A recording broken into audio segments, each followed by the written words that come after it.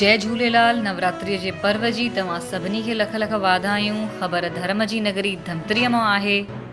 धमतरीअ जे हिक मात्र सिंधी धर्मशाला आमापारा में माता जी भक्तिअ में समूरो सिंध गरबा नृत्य में समारोह में हिकु थी रहियो आहे।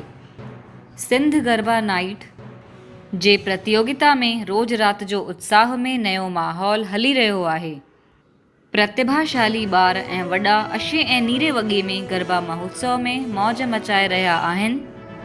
हिन कार्यक्रम खे 27 सेप्टेम्बर जो साईं श्री झूलेलाल जी ज्योतिन वारे संतन उद्घाटन कयो।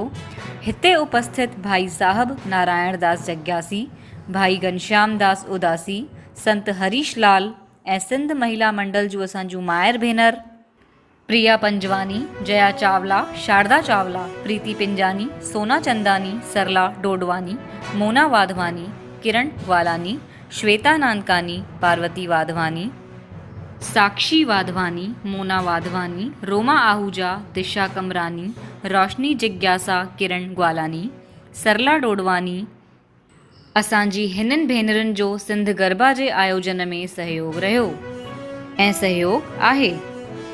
धमतरीअ जी हिन ख़बर खे लाइक ऐं शेयर कयो ऐं सिंधियत खे वधाइण लाइ असांजे सिंधी न्यूज़ चैनल सिंधु संगम माचिस मीडिया खे सब्सक्राइब कयो।